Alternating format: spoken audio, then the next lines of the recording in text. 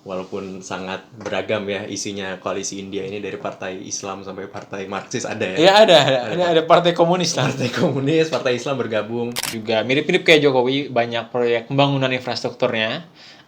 Bangun kereta cepat juga. Bangun kereta cepat Bangun juga. kereta ya, cepat ya. juga. Tapi dia nggak bangun ibu kota baru. Nggak bangun ibu kota baru. Udah di tengah Mexico City. Udah Mexico Udah City. nggak Namanya aja perlu. udah Mexico City. Iya. Pindah kemana lagi? Pindah kemana lagi? Nggak pas gitu.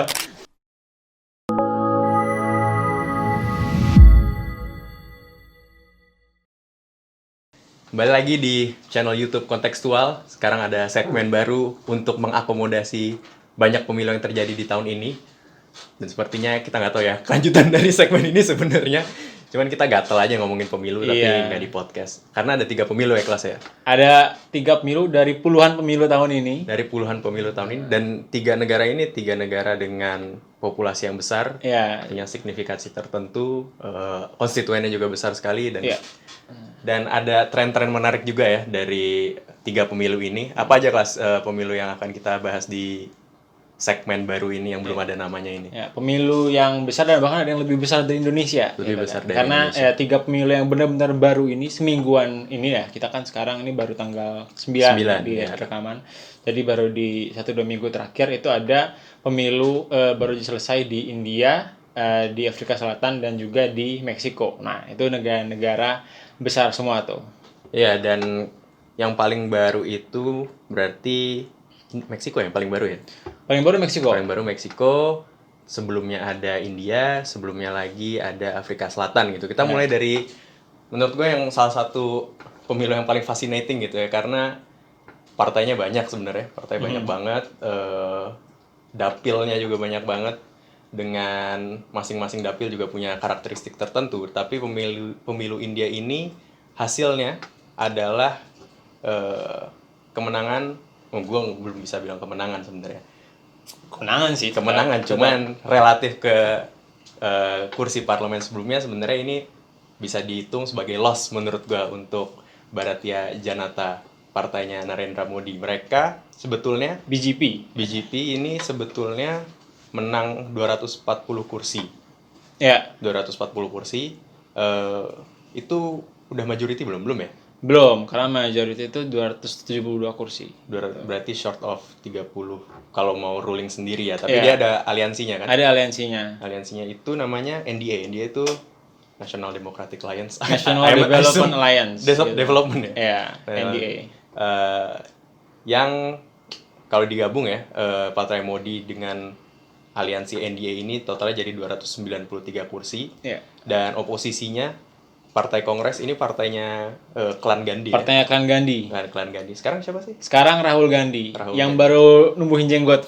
Oh iya. Ya, kata orang di pemilu sebelumnya dia nggak pakai jenggot, sekarang pakai jenggot jadi nambah 2 kali lipat. Oh, itu kursinya charm, itu. part of his charm. Itu charm. Part of his charm itu jenggotnya. Nah, Partai Kongres ini oposisi ya, sekarang. Oposisinya Bharatiya Janata dan kawan-kawan itu 100 kursi.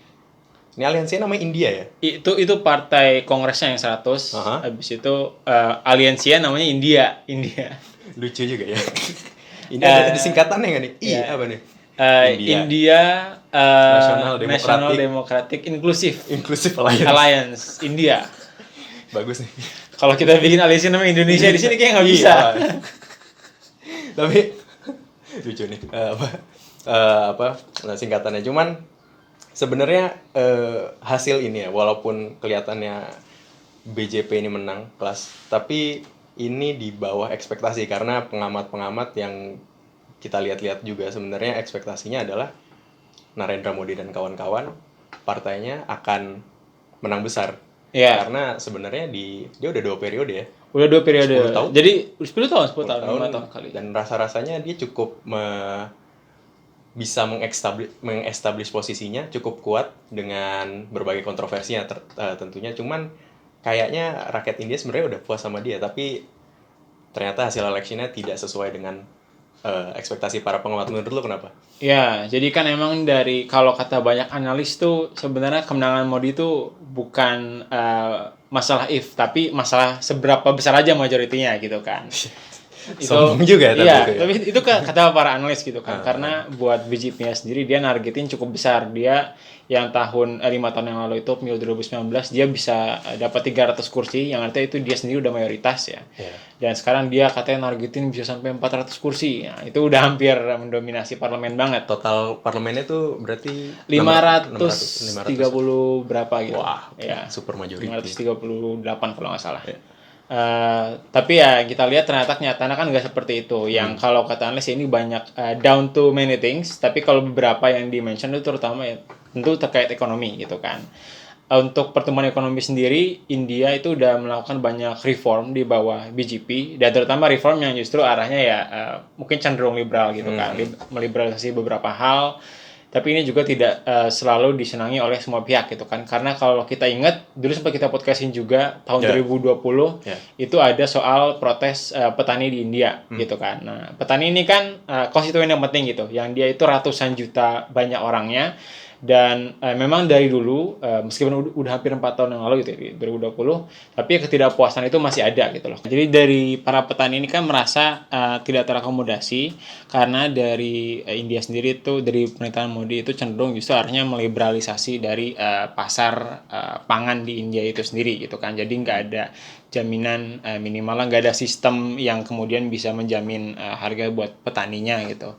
Dan justru banyaknya larangan-larangan ekspor gitu kan. Kayak kemarin kita tahu ada larangan ekspor beras, terus ada larangan ekspor pangan yang lainnya, yang itu utamanya itu membuat itu ada secure dari supply domestik gitu ya pangannya. Tapi kemudian itu kan juga menjadikan harga pangan tuh rendah gitu. Nah itu jadi sebenarnya kan para petani ini dulu sih kalau kata analis tuh dia banyak yang ya dia tuh memilih berdasarkan identitas lainnya gitu kan. Jadi dia sebagai orang Hindu lah, sebagai orang apa gitu. Tapi sekarang justru dia voting sebagai farmer first gitu loh. Oh, jadi ada kayak perubahan persepsi diri gitu ya dari petani yang jumlahnya banyak. Awalnya mereka berarti kita asumsikan mereka awalnya voters Modi gitu ya. Iya. Mereka memilih karena gue Hindu banget nih men gitu. Hindu banget nih men. Gue pilih Modi. Ternyata kayaknya agak ofensif kalau bilang kayak gini. Cuman ternyata nggak cukup hanya itu. Ternyata kebijakan ekonominya Modi justru merugikan mereka regardless of their identity, dan ternyata efek mereka sebagai farmers gitu. Dan akhirnya they voted against Modi, yang mungkin pindahnya ke Kongres kali ya. Yang ke oposisi lah apapun itu, sampai Kongres juga. Oke, menarik. Berarti kalau itu dari segi, gue mau circle back sebentar. Kalau soal ekspor, larangan ekspor tadi itu bukan liberalisasi ya, jadi kayak oh ya, bukan itu juga sih. Jadi kayak agak proteksionis juga Modi ini.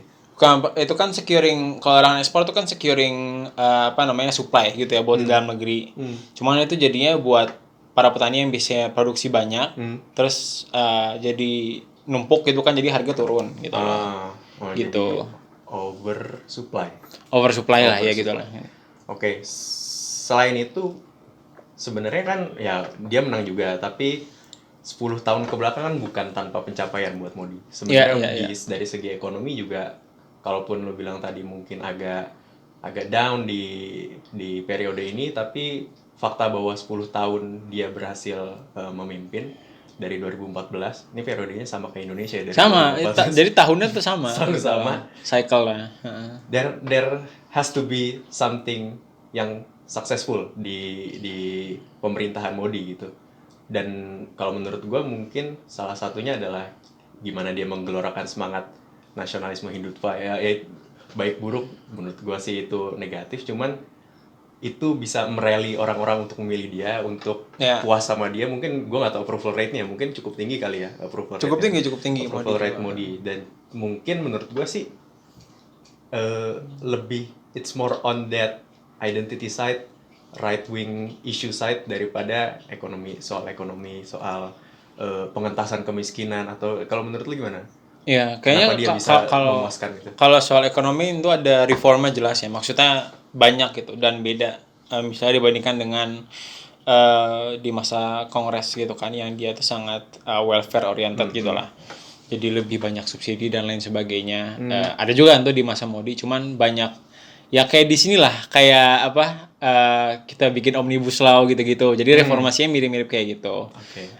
Banyak reformasi yang kemudian meningkatkan ketertarikan investasi dan lain segala macam dari India di dunia gitu. Karena tapi sama juga seperti di sini, benefitnya kemudian nggak banyak dirasakan oleh semua orang gitu, terutama dari orang-orang India yang masyarakat menengah ke bawah atau bahkan masyarakat miskin gitu kan di India, yang kemudian dia mungkin pendapatan utamanya bukan dari sektor-sektor yang kemudian mendapat keuntungan dari investasi-investasi tersebut gitu loh.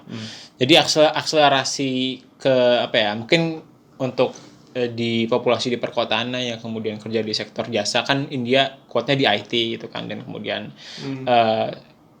sektor-sektor yang berorientasi ekspor lainnya itu belum maksimal gitu. Kayak tadi banyak yang justru kehilangan suaranya tuh BJP di Uttar Pradesh, di Maharashtra, itu yang dia sebenarnya Hindu heartland-nya gitu loh, dari India, yang justru kemudian ya banyak orang-orang miskinnya juga di situ yang kemudian tidak memilih kembali BJP gitu. Dan kemudian ditambah ya tadi kalau ngomong sama right wing politics kan ya itu yang mungkin jadi appeal juga dari dulu gitu. Dan masih dimainkan juga sampai sekarang. Kemarin tuh terakhir Modi dia meresmikan kuil Hindu, kuil Ram namanya di Ayodhya, yang itu sangat kontroversial karena dulunya itu merupakan masjid gitu kan, tempat ibadah buat orang Islam di sana, yang kemudian dihancurkan dalam suatu kerusuhan, dan kemudian ya benar-benar diratakan gitu loh oleh pemerintahan Modi untuk kemudian justru dibangun kuil di sana untuk ya sekali lagi berkaitan dengan ideologi Hindutva atau nasionalisme Hindu itu gitu kan.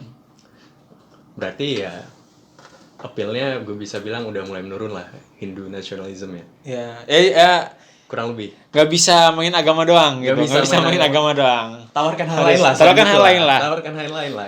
Agama nggak bisa dimakan. Nggak bisa digoreng-goreng terus. Jangan goreng-goreng terus. Nah, salah satu yang jadi banyak sorotan juga sebenarnya di dunia internasional juga ya, kalau Modi ini agak-agak semi otoriter, agak-agak otoriter juga. Menurut lo ini juga salah satu faktor kenapa dia mulai menurun juga nggak appeal-nya? Menurut gue sih mungkin iya, dan mungkin iya juga kenapa dia bisa cukup stabil di 10 tahun ini, karena ada usaha-usaha membungkam oposisi juga kan di eranya dia. Tapi mungkin ada ketidakpuasan dari rakyat India sebagian besar yang sebelumnya pemilih Modi atas tendensi otoritariannya dia. Kalau menurut lu gimana?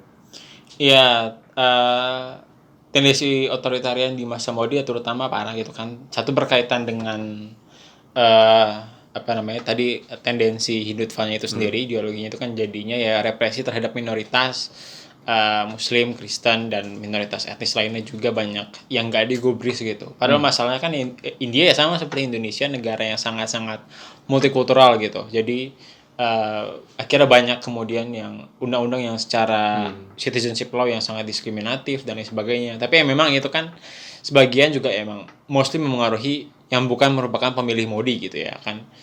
Muslim kan di sana minoritas ya, meskipun 200 juta lebih orang di sana. Dan di selain yang berkaitan sama identitas juga ya tentu yang secara politik gitu, karena dari oposisinya partai-partai di India tuh terutama banyak partai-partai regional gitu kan. Jadi bukan kalau yang nasional tuh kayak Kongres sama BJP aja gitu, kayak enggak partai Aceh gitu. Iya, cuman kita kan di sini di Aceh doang. Di sana iya di setiap provinsi. Bukan kita di sana bukan negara kesatuan sih. Jadi kayak di sini harus iya, harus dibikin terpusat. Di sana politiknya masih lumayan terdesentralisasi, dan dari lawan-lawan politik itu banyak yang kemudian ya dipersekusi gitu ya, bahkan ya yang lewat jalur hukum lah segala macam. Katanya bahkan 90% dari kasus korupsi di sana tuh yang ditarget tuh dari oposisi semua gitu kalau bisa dibilang. Dan kemudian ya kasus itu kemudian jadi hilang atau nggak digubris lagi ketika dia pindah partai jadi ke BJP mirip ya gitu. mirip mirip kayak di sini gitu. Kita cek kita coba bahas prospeknya dia ya, karena udah super majority-nya dia udah bukan super lagi, majority aja gitu. Berarti dia harus lebih merangkul partai-partai lain dan nggak bisa sedikdaya sebelumnya gitu. Berarti gimana nih menurut lo arrangement di parlemen nanti? apakah oposisi dengan 100 lebih kursi ini bisa menjegal kebijakan-kebijakan Modi yang kontroversial dan tendensi otoritarianismenya, ataukah Modi akan tetap dikdaya dengan 200-an kursi itu? Iya, oposisi 230 kursi tadi oposisinya. Totalnya 230. Total Oh, banyak gitu ya. Itu kan aliansinya banyak partai, kayak semuanya yang lain tuh di aliansi India deh, hampir semuanya gitu, semua oposisi bergabung, partai Marxis, partai Islam, partai Asik juga. partai Hindu juga ada gitu yang lain. Nah, tapi untuk prospek kedepannya ya dengan koalisinya kan Modi masih dapat 290-an kursi ya tadi ya. 290. Itu kan masih cukup, tapi ya kemudian tentu Modi nggak bisa asal-asalan aja gitu. Sebelumnya kan cukup dengan partai dia aja udah cukup buat ngelolosin semua legislasi gitu kan sebenarnya. Tapi sekarang dia harus menjalin komunikasi dan ya berkoalisi gitu kan dengan partai-partai lainnya yang mungkin lebih kecil di koalisi NDA-nya, tapi tetap decisif gitu kan. Karena kalau nggak, tanpa mereka ya mereka nggak akan dapat majority gitu kan untuk melakukan berbagai legislasi dan kebijakan. Nah tentunya oposisi juga akan lebih garang gitu ya. Tapi nggak yang bisa kemudian langsung menggagalkan agenda pemerintah gitu. Makanya yang penting akhirnya bisa berkompromi, karena nanti kebijakan-kebijakan Modi yang kontroversial, mungkin yang terlalu kanan, mungkin bisa ditarik lebih ke tengah, karena ya harus kompromi akhirnya. Inilah pentingnya oposisi, teman-teman. Walaupun sangat beragam ya isinya koalisi India ini, dari partai Islam sampai partai Marxis ada ya. Iya ada partai komunis lah. Partai komunis, partai Islam bergabung. Nah, kenapa tidak di salah satu negara juga? Oke, kita pindah negara, pindah benua malah. Dari Asia kita pindah ke Afrika bagian selatan. Yang ada juga yang kehilangan majoritinya gitu. Salah satu ini partai tradisional ANC, African National Congress, partai yang tradisional karena dia udah berkuasa dan sangat established dari zaman apartheid ya. Sejak berakhirnya apartheid, dan mereka partai anti apartheid yang sangat populer. Tapi di pemilu kali ini tren perolehan suaranya yang sebelumnya lagi-lagi di bawah perkiraannya mungkin 50% dari suara, tapi di pemilu tahun ini 42 kalau nggak salah. 40,5 yang membuat mereka udah mulai beredar rencana kalau ANC ini mau membuat koalisi nasional, koalisi persatuan, unity coalition atau apa gitu. Iya, macam-macam. Koalisi persatuan lah gitu. Kalau di sini koalisi nasional, koalisi bersama gitu ya, koalisi besar. Nah koalisi ini nggak ada. Nggak ada ya. Dulu nggak ini. Ya, tapi kalau tadi parlemen, kalau di Afrika Selatan tuh presidensial ya berarti? Enggak, sama parlementer juga. Bukannya presiden, Cyril Ramaphosa tuh presiden kan? Presiden, tapi dia dipilihnya oleh parlemen gitu. Jadi makanya harus dapat majority gitu loh. Kayak Indonesia dulu ya? Iya. Dipilih MPR gitu? Iya, gitu. Oke. Nah, kita membahas lagi partai yang kehilangan banyak suaranya walaupun dia partai tradisional. Kenapa ANC mengalami penurunan suara ini? Partai Jacob Zuma bukan ya? Dulunya Jacob Zuma. Gue kenalnya Jacob Zuma soalnya namanya lucu, Zuma. Zuma kayak game. Gitu. Yang gue kenal Jacob Zuma. Cuman kenapa ANC, African National Congress, partai anti apartheid menaruh diri sebagai partai tengah ya? Kalau gue baca-baca itu bisa kehilangan suaranya. Ya, jadi buat ANC sendiri kan udah berkuasa dari dulu ya, dari 94 gitu. Dan dulu Nelson Mandela, kemudian Jacob Zuma, dan kemudian baru ganti ke Cyril Ramaphosa semenjak ada kasus korupsinya Jacob Zuma itu. Itu emang tren suaranya kan terus menurun ya, karena berbagai permasalahan, terutamanya mismanajemen ekonomi gitu kan, dan korupsi juga. Itu jadi emang trust public secara umum terhadap ANC itu semakin menurun gitu kan. Tapi bahkan sampai earlier this year tuh masih diproyeksikan harusnya ANC itu masih bisa mempertahankan majority lah, mungkin tipis, mungkin 51%, 52%, atau mungkin kalau kurang sedikit 49% bisa ngajak beberapa partai kecil aja gitu kan untuk kemudian ikut pemerintahan. Tapi itu terutama berubah semenjak adanya partai baru yang dibuat oleh mantan Presiden Jacob Zuma gitu. Oh, dia bikin partai. Dia partai baru karena kan dia itu dia kan dituduh korupsi dan kemudian dihukum pada 2018. Habis itu Presiden Afrika Selatan udah ganti itu 2016 apa gantinya sebelumnya gitu. Jadi Cyril Ramaphosa dan dia tuh saingan sebenarnya waktu di Kongres Partai itu Cyril Ramaphosa lawan istrinya Zuma gitu kan. Wow, Dinasti politik juga dinasti nih. juga. Dinasti juga. Oke. Tapi kalah. Tapi internal partai ya? Internal partai. Oke, Nah, ya. tapi habis itu ya udah kalah, Zumanya udah dihukum. Tapi habis itu kan cuma sebentar doang, berapa bulan, nggak sampai setahun apa dihukumnya di dalam penjara. Habis itu keluar lagi dan kemudian baru-baru ini dia bikin partai. Namanya Umkhonto Sizwe. Oh, MK yang MK, ini. MK. Oh, Monto Wesizwe ya. Ya, benar. itulah. Ya. kita bukan ahli bahasa Afrika Selatan gitu. Tapi itu intinya dia kan partai yang positioningnya kurang lebih sama lah kayak ANC sebenarnya, apa center left juga gitu. Dan kemudian dia cuman dia lebih ya mungkin bisa dibilang sedikit lebih ekstrim dan sedikit lebih semangatnya lebih nasionalis gitu kan. Karena itu MK itu secara historis itu namanya sayap bersenjatanya ANC lah dulu waktu masih perjuangan Zaman apartheid. gitu. Ya, oke.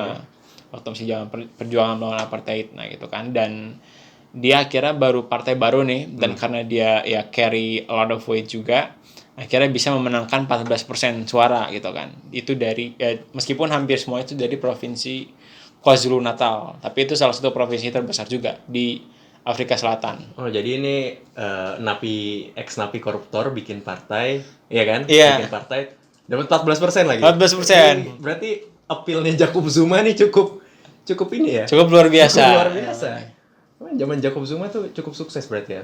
Apa ya mungkin karena faktor ANC-nya sih mungkin ya. Iya ya dan ya dia punya personality yang kuat juga dan tentunya kalau orang udah berkuasa dan banyak kasus korupsi kan biasanya punya jejaring klien yang banyak Orang lah yang gitu udah lah. berkuasa Orang yang udah dan korupsi itu biasanya punya banyak jejaring. punya banyak jejaring klien, jejaring penerima Penerima ini ya. bansos. Penerima uang gitu. Tapi gue ngeliat ada tren menarik juga ya, walaupun dua negara ini berbeda tempat dan berbeda konteks, cuman gue melihat sebuah kelelahan mungkin terhadap the establishment partai yang udah berkuasa lama, ANC, akhirnya suaranya di bawah 50%. Di India 10 tahun Narendra Modi mungkin harusnya dia bisa dengan mudah menjadi Perdana Menteri 3 periode pertama ya kayaknya di India, tapi ternyata Dulu juga pernah Jawaharlal Nehru. Nehru ya. Ya. Ya, dan ternyata di periode ketiga cukup sulit untuk menang. Di Afrika Selatan kalau dari tahun 94 udah berapa tahun tuh berarti?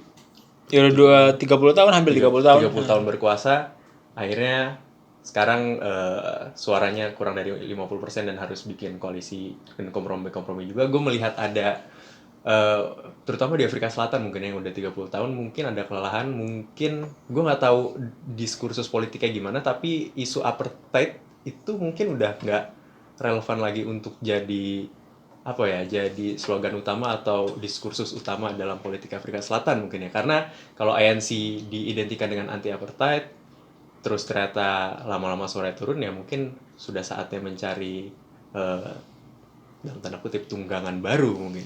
Ya, apartheid kan udah bukan isu ya sebenarnya, cuman yang jadi isu kan yang berkaitan sama itu ya black empowerment gitu, gimana kemudian ya karena ya kan mereka bukan, kalau apartheid kan sistemnya udah nggak ada, tapi kan secara struktur ekonomi politik mereka kan nggak punya resources dan segala macam.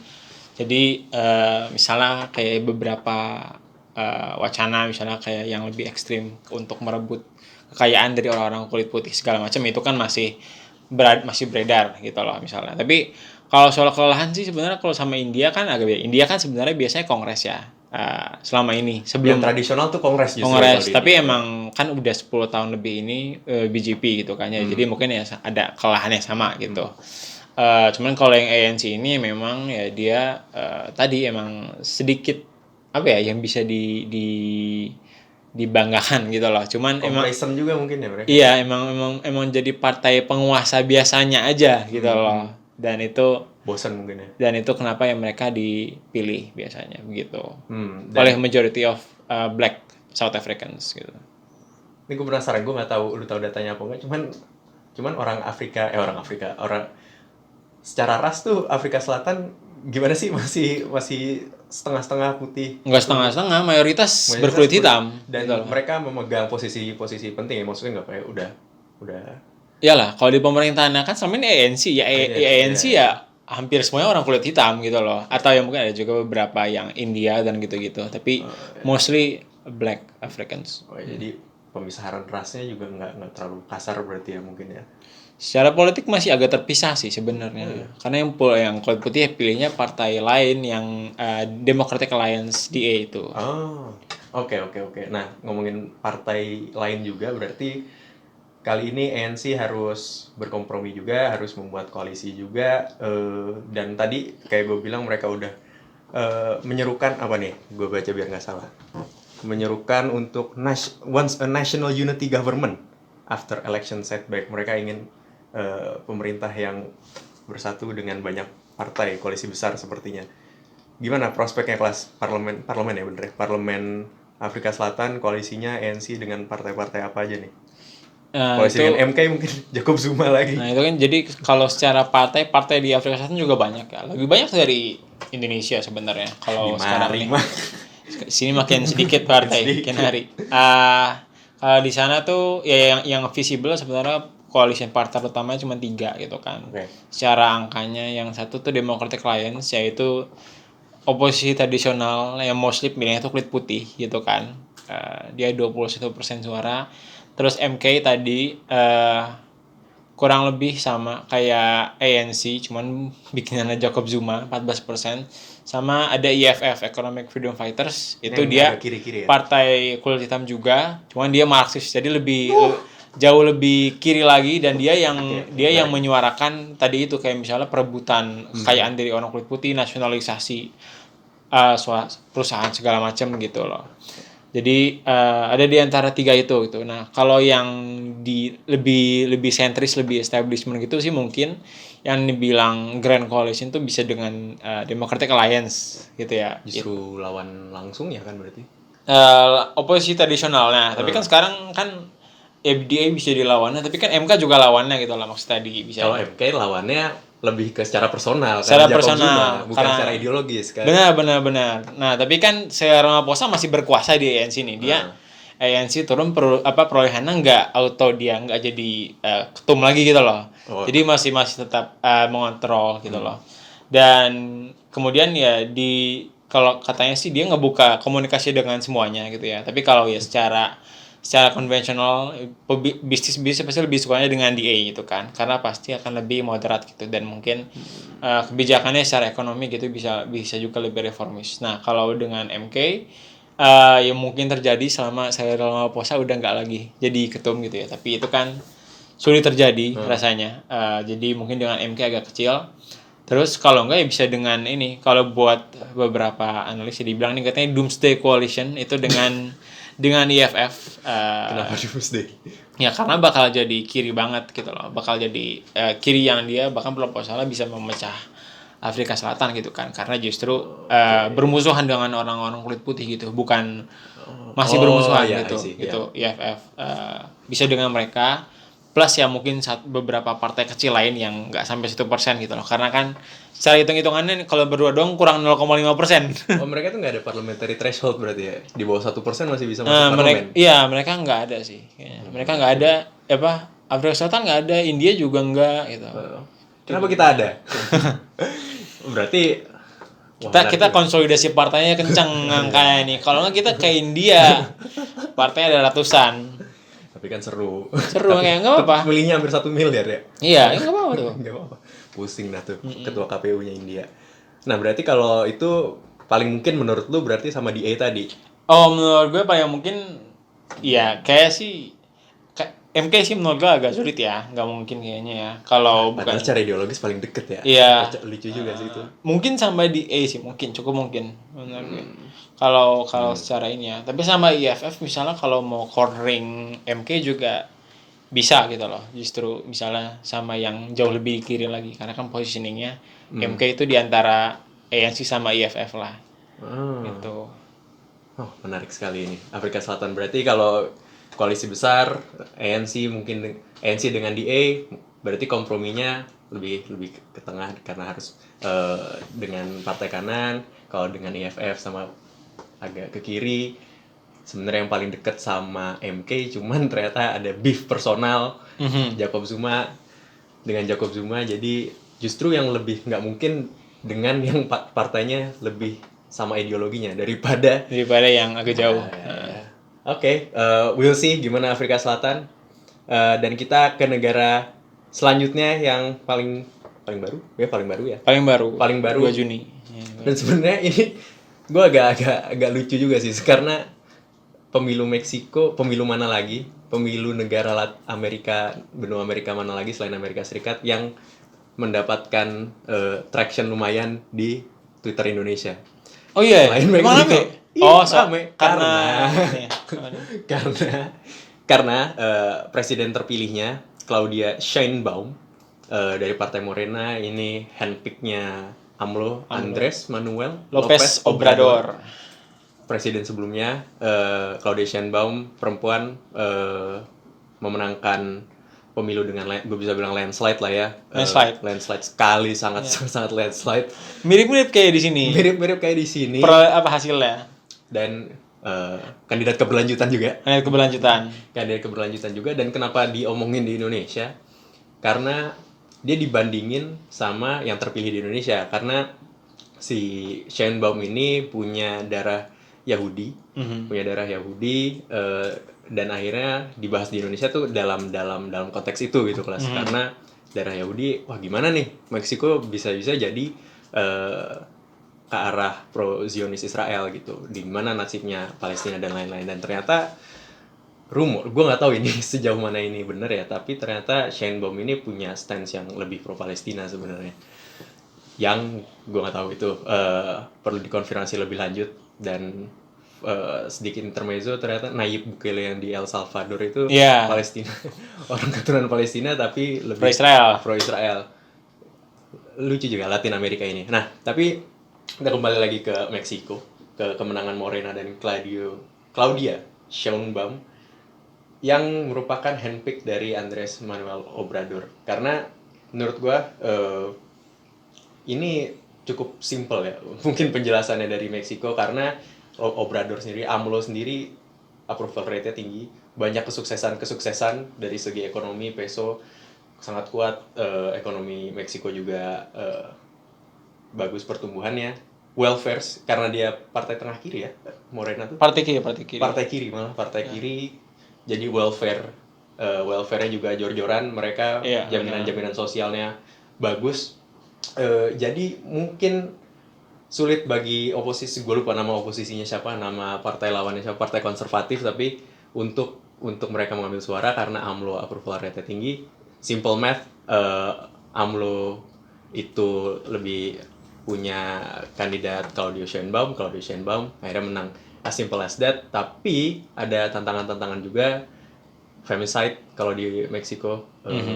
Kebetulan juga Sheinbaum ini adalah seorang perempuan, mungkin harus diadres. Terus soal ya apalagi kalau bukan drug cartel gitu. Cuman itu dari gua. Kalau dari lu, menurut lu it's a simple math election aja, ini just another win aja, udah gampang aja, nggak ada terlalu banyak kontroversi, nggak ada terlalu banyak kebingungan dari pemilu Meksiko ini menurut gua. Iya, menurut gue cukup simple win sih, dan yang paling keberlanjutan gitu. Dan hasil juga mirip 59%. Ya.